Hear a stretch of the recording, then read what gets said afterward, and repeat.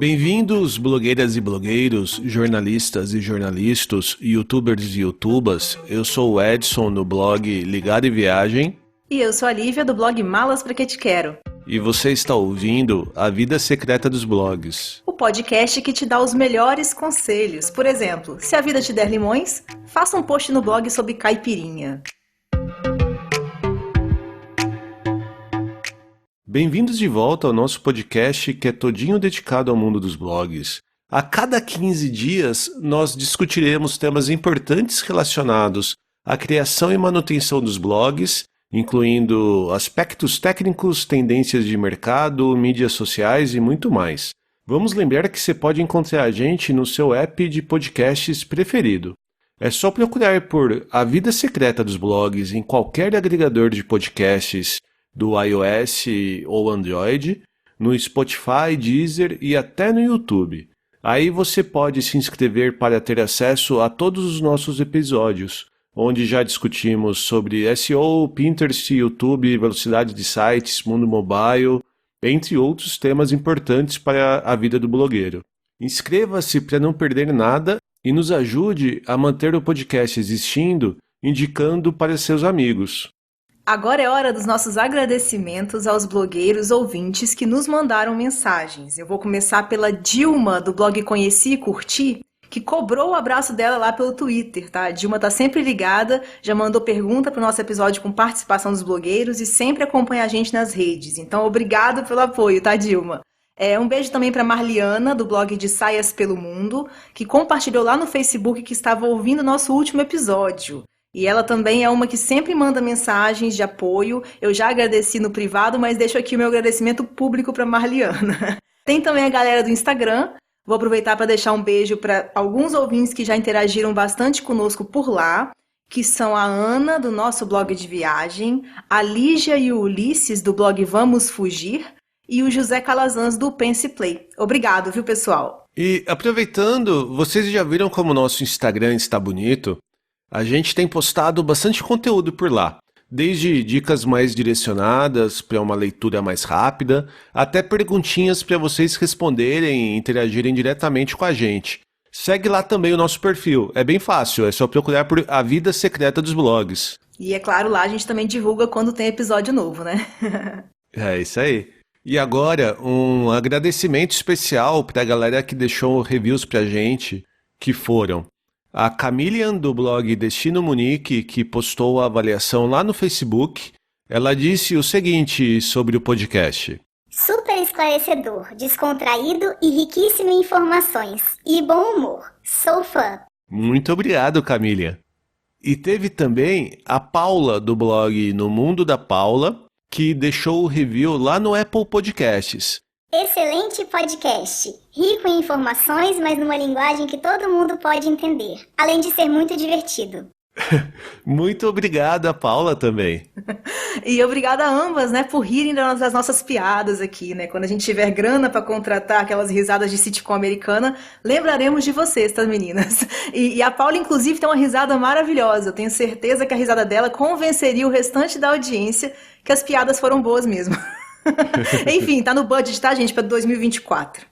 E dados todos os recados, vamos ao nosso assunto que preparamos para o episódio de hoje. As ferramentas Google para blogs. Eu imagino que todos que nos ouvem sabem, de uma maneira ou de outra, que o Google é uma plataforma muito importante. Ele detém não só o título de mecanismo de busca mais utilizado, mas também de website mais acessado do mundo. E por isso, consequentemente, ele acaba sendo a maior fonte de tráfego para os demais websites. Pensando no mercado geral, o Google é responsável por mais da metade de todo o tráfego que acontece online, sendo que esse número sobe para mais de 70% dos sites no setor de serviços. E na minha experiência com os blogs, né, a média é de 80% a 90% de tráfego vindo do Google na grande maioria dos blogs já estabelecidos. É claro que existem exceções, mas esse é um número médio bastante confiável, assim. Pois é. E não é à toa que a gente fala com frequência de assuntos relacionados a esta fonte de tráfego, né? Foi assim no nosso episódio número 3, sobre SEO, e também no episódio número 7. especificamente sobre o algoritmo do Google. E avançando um pouco mais nessa conversa aí, a gente tem que lembrar que o Google também é dono de uma série de ferramentas em paralelo. Temos desde plataformas que geram receita para o próprio Google, como o AdSense e o Google Ads, até ferramentas que auxiliam os donos de sites a fazerem uma melhor gestão dos seus produtos, como é o caso do Analytics, do Search Console, o PageSpeed Insight, entre outros, né? Então, pensando nesta necessidade de utilização dos recursos de gestão do Google e também na confusão que esses nomes acabam causando, resolvemos falar um pouco das ferramentas mais importantes, aquelas que todo blogueiro deveria conhecer e, se possível, utilizar minimamente para entender melhor a sua audiência, tomar decisões mais acertadas e usufruir de alguns recursos interessantes de monetização, por exemplo. Isso, e hoje essa ideia é dar um panorama sobre cada ferramenta, esclarecendo a sua importância, né, e já trazendo algumas dicas para quem ainda não as usa mais a fundo. Então, com sorte, vocês vão se animar a dedicar um pouco mais de atenção a algumas ou todas elas e mandarão várias mensagens pedindo um episódio mais avançado sobre a ferramenta que mais te intrigou, por exemplo, né? Então, a gente conta com o feedback de vocês. É isso aí. E começando do começo, vamos pelo Google Analytics. Lívia, o que é o Google Analytics e qual a importância dele para os blogs? Bem, o que a gente chama de Analytics, seja no Google ou em qualquer outra plataforma, com esse tipo de recurso, né, é uma ferramenta que coleta dados e compila esses dados na forma de relatórios. Para você ter esse recurso no seu site, a primeira coisa a ser feita é criar uma conta no Google Analytics. Nas etapas finais desse cadastro, o sistema vai exibir um código de rastreamento JavaScript que você deverá copiar e inserir no código-fonte do seu site. Esses tipos de código de rastreio ou autenticação normalmente devem ser inseridos dentro da tag head do seu site. Essa inserção garante que todas as páginas do seu blog sejam carregadas com esse código. E dessa forma, a cada vez que um usuário acessa o seu conteúdo, o sistema vai estar coletando informações anônimas sobre o seu comportamento e características. Assim, quer dizer, na verdade, o Google é quem gosta de dizer que são informações anônimas, né? Na verdade, um termo que a gente usa mais, e eu acho mais correto também, é informações anonimizadas. Mas essa é uma discussão mais avançada que a gente pode ter em outro momento, tá? Então, voltando aos dados coletados, eles incluem informações sobre o navegador, né, por exemplo, o dispositivo, o sistema operacional utilizado, né? Então, caso seja um usuário que está de alguma forma logado, você tem informação de gênero, de idade e muito mais. E uma métrica importante da gente já definir aqui logo de cara é o que o Google chama de sessão, que seria cada visita única ao site. Então, enquanto o usuário está utilizando o seu site, ele está numa sessão. A maneira que o Google utiliza para identificar que uma sessão foi finalizada é o tempo de inatividade, ou seja, após 30 minutos sem qualquer interação do usuário, ou seja, nenhum clique, nenhuma saída para outra página do próprio site, nenhum play em vídeo, nenhum comentário, ou seja, nenhuma atividade, aquela sessão é considerada encerrada. Por isso, ainda que o mesmo usuário volte ao seu site pouco tempo depois, se já tiver passado 30 minutos, esta vai ser considerada uma nova sessão. Complementando, né, falando um pouquinho mais dessa interação do usuário com o nosso blog, eu acho que vale esclarecer uma dúvida de muita gente, que é a tal taxa de rejeição. O que ela tem a ver com isso? Então, eu detesto essa tradução que foi dada no português, porque é um estímulo à insegurança do blogueiro, né? Ninguém gosta de ser rejeitado, né, gente? E claro que, além disso, o nome dá a entender que aquele percentual mostra quantas pessoas não gostaram do seu conteúdo, saíram correndo do seu site, né, para nunca mais voltar. E isso está longe de ser verdade. O percentual ali, ele mostra a quantidade de pessoas que entrou na sua página e não clicou em nada, não interagiu. Essa pessoa pode muito bem ter ficado por longos 10, 15 minutos na sua página lido ali todo o seu post, gostado dele até, mas ela não fez nada mais que isso. Ou seja, esse número deveria te estimular a pensar formas de interação para a pessoa ficar mais no seu site, conhecer outras seções, assinar sua newsletter, coisas desse tipo, né? Mas não é de maneira alguma um retrato de rejeição imediata. E por isso eu prefiro o nome em inglês, né, que é o bounce rate, ou se fosse para eu escolher uma tradução para o português, eu diria talvez a taxa de visualização de página única. Que tal? O que você acha? É que o bounce em si, né, a palavra bounce, ela não tem uma tradução muito legal para português. Estou até dando uma olhada aqui no tradutor, e ele fala que bounce traduziria para português como pulo, ressalto, vivacidade. É o que a gente chama de quicar. Em português, alguns falam quicar, né? Alguma coisa quicou, ela fez um bounce. Então, assim, seria totalmente, como é que fala? Totalmente informal falar assim, né? Tá. Que é um kick, seria bem engraçado, mas seria melhor do que rejeição. A pessoa entrou e saiu. Mas, ao mesmo tempo, acho que mesmo pro inglês, não sei se eu amo também não, é que a rejeição é pior que tudo, né? Eu acho que a palavra rejeição alerta as pessoas para uma coisa que não é tanto assim. Além desses dois, né, desses itens de interação que a gente conversou e também de outras informações estatísticas aí que a gente vê no Google Analytics, você tem alguma outra dica mais avançada para quem já usa o básico da ferramenta? Eu gosto sempre de lembrar que o Analytics ele não deve ser encarado como um carrasco, mas sim um aliado, né? E para você fazer isso é necessário usar os relatórios para tomar as decisões do seu site. Então, muita gente tem o Analytics quase como decoração, né? Acaba acessando só lá a visão em tempo real, a visão geral dos dias e meses anteriores, para ver quantos page views está tendo, por exemplo. Mas o Analytics pode e deve, né, te ajudar em praticamente todas as decisões que você toma em relação ao seu blog. E um relatório que eu acho bem legal para ser utilizado, já que eu posso aqui dar um exemplo, né, que seria uma dica mais avançada, um relatório legal na hora de otimizar textos do blog é o de páginas de saída. A gente encontra essa visão lá no menu comportamento, no submenu conteúdo do site e finalmente páginas de saída.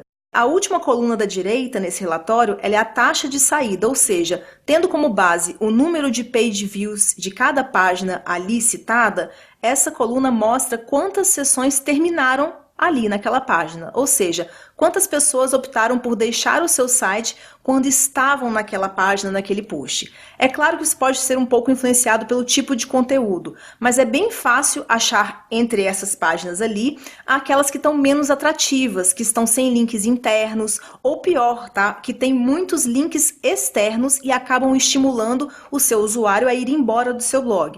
Então, esse é um ótimo relatório, né, para você usar quando estiver pensando em rever textos antigos do seu blog. Você clica ali no título da coluna, percentual de saída, e isso vai trazer para o topo, né, vai ranquear de cima para baixo as páginas com maior taxa de saída. Eu começaria a minha revisão de conteúdo por esses posts. E como esse episódio, né, aproveitando aqui para dizer, como ele é um episódio que tem algumas dicas que talvez não fiquem tão claras para quem realmente nunca utilizou ou está ouvindo o podcast enquanto faz outras coisas, né? Porque tem gente que me fala, sabe, Edson, que ouve o podcast lavando louça, dirigindo o carro, eles mandam até fotos pra gente. Então, quem estiver fazendo outras atividades e não puder agora entender muito bem mexendo no Analytics para ver esses relatórios, a gente vai deixar lá nos nossos stories, no nosso perfil do Instagram, alguns vídeos e imagens que ilustram alguns desses passo a passo que a gente está passando aqui, né? Então, se você estiver ouvindo esse episódio no dia que ele foi ao ar, vai encontrar esse conteúdo nos nossos stories. E se você estiver ouvindo depois disso, é só procurar nos destaques do nosso perfil pelo nome Ferramentas, beleza?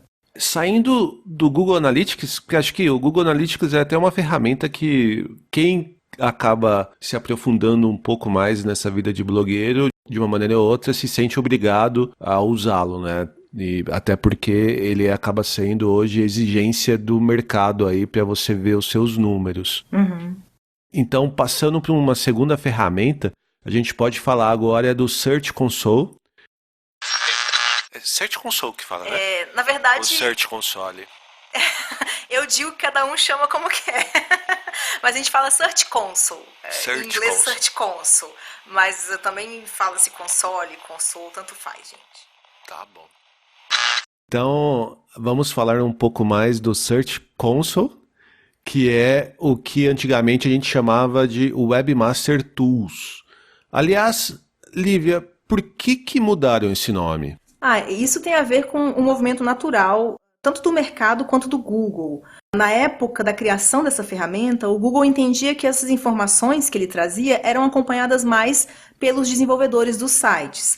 Como a ferramenta foi avançando para mostrar cada vez mais coisas, e em relatórios melhores também, e em paralelo o interesse por SEO da comunidade como um todo também aumentou, parou de fazer sentido deixá-la na seção ferramentas para desenvolvedores. Então hoje a gente realmente aconselha que todo dono de site ou blogueiro use minimamente o Search Console, que, como o próprio nome diz, é uma super ajuda no entendimento das buscas que chegam até o seu site, além de ser uma boa fonte de informação e comunicação com o Google. Não, realmente faz bastante sentido. Então vamos falar um pouco mais desta utilidade e da sua importância. Então, como eu já adiantei, eu gosto de dizer que o Search Console é, antes de mais nada, um canal de comunicação com o Google. É através dele que o Google se comunica com os donos dos sites e é um privilégio ter essa ferramenta nos dando atualizações ali, estatísticas oficiais direto da fonte. Eu sei que a impressão de muita gente ao se cadastrar ali e começar a receber mensagens de erro de cobertura e tudo mais é que o Search Console é um dedo duro, né? Mas eu acho importante que seja esclarecido que essa é uma ferramenta utilizada pela minoria dos sites existentes. Ou seja, o Google não precisa que um site esteja cadastrado no Search Console para indexá-lo ou penalizá-lo, por exemplo. Mas aqueles que usam o Search Console têm o privilégio de saber em primeira mão se uma queda de tráfego acontece, se uma penalização manual foi aplicada, ou mesmo de solicitar uma indexação mais rápida do seu conteúdo.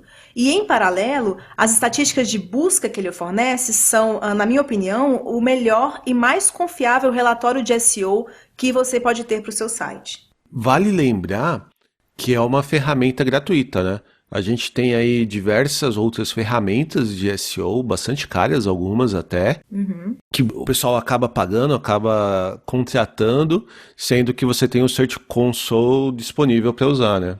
Acho que o pior seria realmente quem contrata essas ferramentas que são caras e nem usa o Search Console, né? Se for uma opção no final porque quer ver uma coisinha a mais ou porque tem uma carinha um pouco mais amigável ou para fazer algum acompanhamento, tudo bem. Mas tem gente que não acessa o Search Console ou não sabe utilizá-lo e aí acaba pagando alguma coisa que dá a mesma informação, porém não direto da fonte, que é o pior, né? Tá, legal. Você me convenceu. Eu vou usar o Search Console agora. Mas o que eu tenho que acompanhar? Qual dica que você dá que eu não posso deixar de ver na ferramenta? Então, tem algumas dicas do Search Console. Ele não é tão complexo, mas eu diria que ele tem vários pontos que não tem um layout muito orientado ao usuário. Então, tem coisas muito simples que a maioria das pessoas tem dificuldade de encontrar. Então, um exemplo disso são as informações do menu Performance. Você vai perceber lá que logo no topo existe um gráfico com 4 abas. E se você rolar mais para baixo um pouquinho, consegue ver as informações de cada consulta especificamente, por exemplo. Porém, por padrão, quando você abre o Search Console, os únicos dados que aparecem ali ao lado de cada consulta, são o número de impressões e cliques. Por isso, você precisa voltar para cima para o gráfico do topo e se certificar de selecionar as 4 abas do gráfico, incluindo as de CTR e posição. Dessa forma, quando você rolar novamente a tela para baixo, vai ver também essas 2 colunas ao lado das consultas. E nenhuma análise pode ser feita ali sem você levar em consideração a posição que a sua página está ocupando em alguma consulta, ou mesmo a taxa de cliques, para você entender se compensa alterar uma palavra-chave ou não. Então, uma coisa relativamente simples, que é só clicar no lugar certo, mas eu cruzo com muita gente que não sabia que tinha que clicar e entendia que a informação que havia apenas era das colunas que já vêm pré-definidas e exibindo, sendo exibidas por padrão. Ainda nesse relatório de desempenho, uma coisa que eu gosto de ver, e muita gente acaba não sabendo que é possível, é você, para cada página do seu blog, quando você faz todas essas seleções, você clica lá na página, no ranking de página, quando você clica na página do seu blog, você consegue voltar para as palavras-chave e ver o ranking só daquelas palavras-chave que levaram para aquela determinada página. Isso. Então é uma maneira de você dar uma conferida e você também verificar qual palavra-chave está realmente levando mais clique para o seu blog.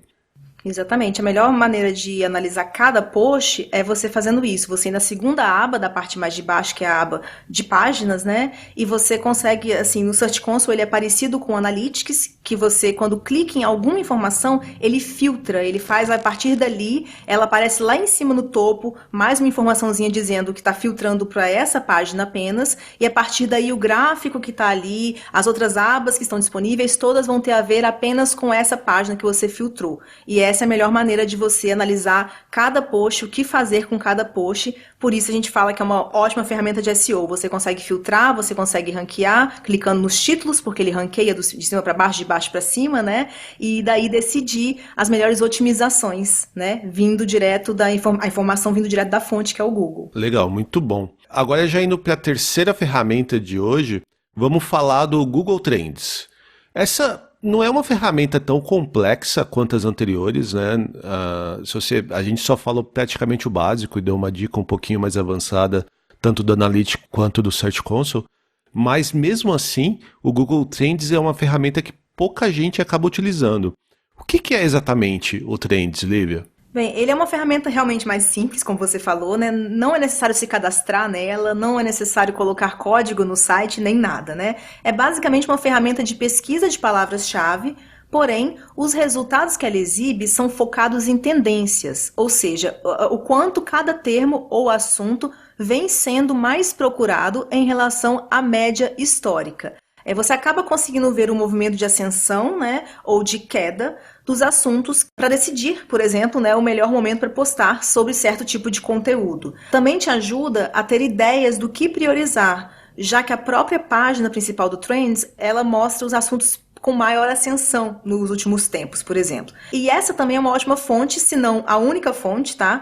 De palavras-chave relacionadas a acontecimentos não recorrentes, ou seja, é ali que você descobre se um determinado acontecimento, show ou festival que vai acontecer no futuro está tendo uma grande procura ou não. Ele é ideal para blogs que trabalham com pautas quentes, né? Até um pouco diferente de moda, ou moda não sei dizer, mas pelo menos viagem, onde você tem aqueles posts que vão trazer cliques por um bom período de tempo, né? Eu diria que eles são essenciais para esse tipo de blog e os outros deveriam usá-lo com algum interesse ali para coisas sazonais, por exemplo, que também ele fica sendo a melhor fonte e mesmo que se repita todo ano, não tem uma fonte de informação tão precisa nas outras ferramentas de palavra-chave disponíveis no mercado. E aquela dica especial de Google Trends, o que você pode trazer pra gente? Então, até separei mais de uma, sabia? A primeira de todas seria você não se esquecer de usar o Trends específico da região onde está o seu público. Então, nos links desse episódio, a gente vai deixar o link específico, né, a URL específica da Visão Brasil. Outra dica muito importante é não confundir os resultados dali, que estão apresentados ali no relatório do Trends, com os números absolutos de busca. Ou seja, uma busca que teve 80% de alta nos últimos dias, não necessariamente significa que vai te trazer muito tráfego. Afinal, se for um assunto que no resto do ano teve apenas 10 buscas por mês, quando ele aumenta em 80%, está apontando ter apenas 18 buscas por mês. Isso é uma busca, né, um número absurdamente baixo, se você fosse focar nele, né?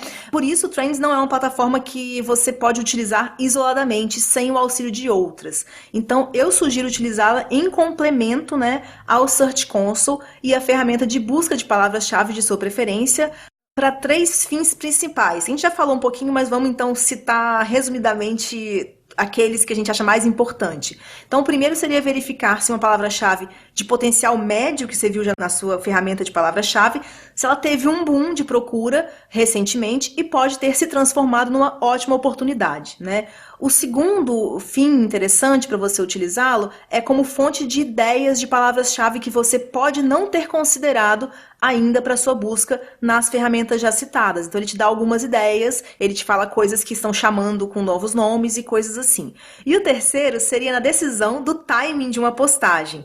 O Trends nos ajuda a perceber, por exemplo, que apesar do Natal acontecer em dezembro, as pessoas começam a buscar por ele em outubro. Aliás, você já começou a publicar sobre o Natal no seu blog, Edson? Eu já. Incluindo aí o calendário 2019, datando bastante esse podcast dos mercados de Natal da Alemanha. Não deixem de acessar. Muito bem, muito bem. Catim, como é que faz o barulhinho da caixinha? Isso. E falando em Tintim, a gente pode ir para a próxima ferramenta, que é o Google AdSense, ou mais comumente chamado somente de AdSense. Esse nome já é bem mais conhecido e é um ótimo recurso para a monetização de blogs, incluindo aí também o próprio YouTube. Como você descreveria o AdSense para quem ainda não conhece ou tem medo de usá-lo? Então, o AdSense é mais que uma plataforma, né? Ele é um programa de publicidade. Então, o que seria isso? Ele permite que os produtores de conteúdo insiram banners publicitários nos seus sites. Para poder fazer isso, você precisa primeiramente se cadastrar na plataforma AdSense e colocar um código de verificação no seu site para que o Google confirme que esta é uma propriedade sua, né? Depois disso, você vai poder inserir no seu site o código do banner mesmo, né, do AdSense. Esse código é específico do seu site e vai estar disponível na sua conta AdSense, assim que ela for aprovada, né? O que o sistema faz, a partir daí, é exibir banners publicitários naquele local em que você inseriu o código. Mas, claro, não são banners quaisquer aí, né? São propagandas direcionadas a cada usuário. Ou seja, através de cookies, o AdSense detecta os gostos, os hábitos, as buscas recentes de cada usuário que visita o seu site e exibe para ele a publicidade que tem mais chance de conversão. O Google AdSense não é o único programa desse tipo existente no mercado, né? Ele é apenas o mais difundido e com maior market share. Mas isso não é algo que deve interferir na sua decisão, né, de qual programa de publicidade usar. Cada blogueiro acho que deve avaliar o preço por clique oferecido, a facilidade de instalação e recebimento dos pagamentos também, né? Além do impacto, né, do sistema utilizado na velocidade do site. Eu acho legal só complementar a essa preocupação com a velocidade, também a preocupação com a usabilidade do site. E que nós precisamos prestar atenção não só à versão desktop, mas também à versão mobile, que como a gente já discutiu em episódios anteriores, é a origem que traz mais acessos aos nossos blogs. E isso sempre tem que ser considerado, seja no AdSense, seja em outros, né? Na nossa experiência, o AdSense, você tem que considerar que quanto mais banners ele insere, mais imagens estão sendo carregadas e mais processamento também de conexão com o servidor Google, mas apesar disso, existem outros concorrentes do AdSense no mercado que são ainda mais pesados, então tudo tem que ser levado em consideração e o PageSpeed sempre é essa coisa que você tem que fazer essas escolhas, né? Então às vezes você escolhe um mobile, uma página mobile, um site mobile mais simples, mais simplificado, layout, bem leve, para que você possa dar o luxo, por exemplo, de usar mais banners e faturar mais. E alguma outra dica mais específica ou mais avançada sobre a AdSense que vale a pena a gente conversar? Bom, tem uma dica que é simples e séria ao mesmo tempo, tá? Achei muito importante falar. Não clique nos banners AdSense do seu site. O Google é o grande irmão, né, gente? Ele sabe muito bem o seu IP, de onde você acessa, quem é a sua família, quem são seus amigos, onde está o seu Facebook. E é claro que é proibido, nas diretrizes de uso do programa, que você tente aumentar seus ganhos obtendo cliques não autênticos. Então, sendo assim, não clique nos banners do seu site, mesmo que você, porventura, goste de algum anúncio. E lembre de proibir as pessoas que moram na mesma casa, no mesmo domicílio que você, de fazer isso também. A gente conhece casos de familiares que queriam muito ajudar o blogueiro e clicavam em tudo e a pessoa foi banida do AdSense por isso. E esse ban, normalmente, ele é para sempre. E é vinculado à pessoa física e ao site também, muitas vezes. Enfim, é sério, né, um tanto, que eu espero que já tire da cabeça dos ouvintes aí ideias mirabolantes, tipo o uso de VPN ou robôs, né? Mesmo trocas de cliques que alguns grupos de blogueiros eu já vi fazendo, já foi algo penalizado pelo AdSense. Outra coisa que pode ser novidade para quem ainda não implantou o AdSense no blog são as formas de receber os rendimentos, né? Para esse tipo de pagamento, a maioria dos bancos brasileiros cobra uma taxa bem alta. E daí alguns bancos ou plataformas online, eles têm taxas menores, então vale pesquisar opções como o Remessa Online, o Banco Rendimento, o Banco Inter, entre outros aí que você descobre com outros blogueiros. E normalmente o cadastro nessas plataformas é super fácil e elas transferem automaticamente o valor para o banco de sua preferência sempre que os pagamentos são recebidos. É, porque não é só gerar o lucro, né? A gente tem que receber essa grana. Ah, tem que chegar no nosso bolso de alguma forma, né, gente? Senão fica lá só aquele saldo crescendo e você não usa, né? É, como diz nosso último episódio, a gente se ferra, mas tem limite, né? Tem que ter alguma coisa ganhando. Ainda falando um pouco nesse tema de propaganda, tem uma outra ferramenta que não é exatamente indispensável para os blogueiros e que acaba que o nome pode causar um pouco de confusão, né? Acho que vale a pena a gente falar um pouco agora do Google Ads, que não é a mesma coisa com a AdSense, certo? Isso, não é. O Google Ads, que muita gente conhece com o nome anterior, que era AdWords, né? É como se fosse o outro extremo da cadeia publicitária do Google. Então, enquanto a gente usa o AdSense, né, que a gente falou agora há pouco, para permitir que os banners sejam inseridos em nosso site e conteúdos, né? O Google Ads é a plataforma que o anunciante usa para criar aquele banner e distribuir sua publicidade na plataforma Google e parceiros. É claro que em algum momento, né, o blogueiro pode querer usar o Google Ads para promover algum serviço ou conteúdo do seu site via Google, mas não é uma plataforma que a gente considere básica ou obrigatória para blogueiros, assim, de maneira alguma. Não, legal, legal. Muito bom saber essa diferença, até porque o nome é muito parecido, né? Vamos agora falar da última ferramenta do episódio de hoje.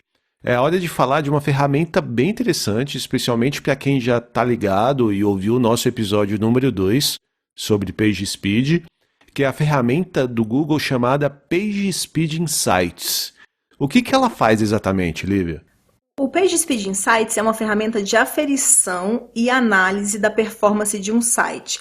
Ou seja, ele te ajuda a saber como está a velocidade de carregamento do seu site e, em certa medida, como o Google avalia essa performance.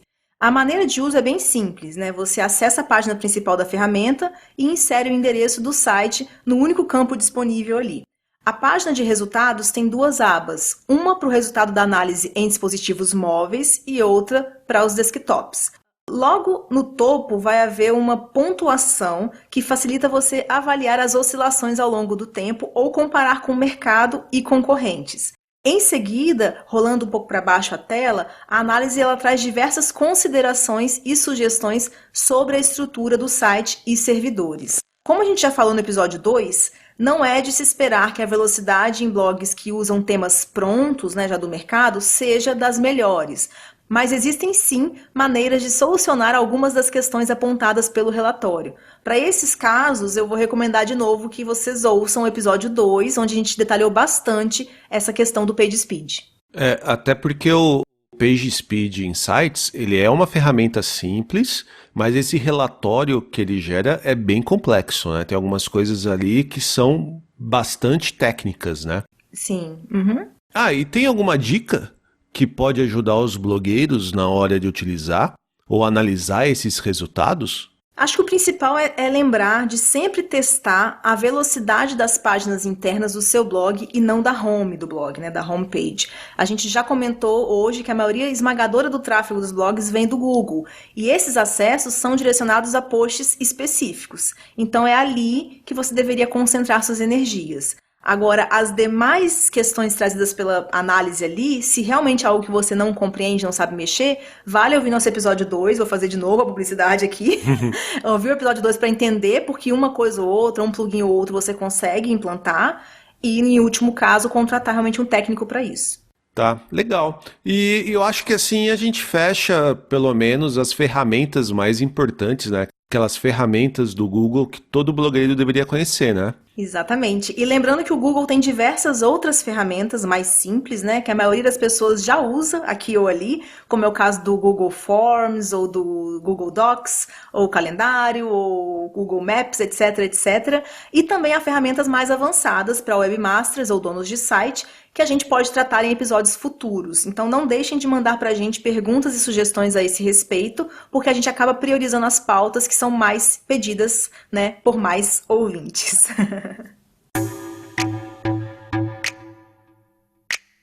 Então é isso. Nós chegamos ao fim de mais um episódio do podcast A Vida Secreta dos Blogs. Nós vamos novamente deixar na página desse episódio, no nosso site, alguns links úteis que foram citados ou podem te ajudar a aplicar algumas das dicas que demos nessa conversa de hoje. E lá no nosso Instagram, deixaremos nos stories e nos destaques as imagens, ou vídeos de algumas das dicas que demos hoje. É só acessar lá, printar e tudo mais. E para você participar do nosso papo com dúvidas e sugestões de outros assuntos, basta mandar uma mensagem para a gente através do Twitter, Instagram, Facebook ou no nosso e-mail pergunte@avidasecretadosblogs.com.br.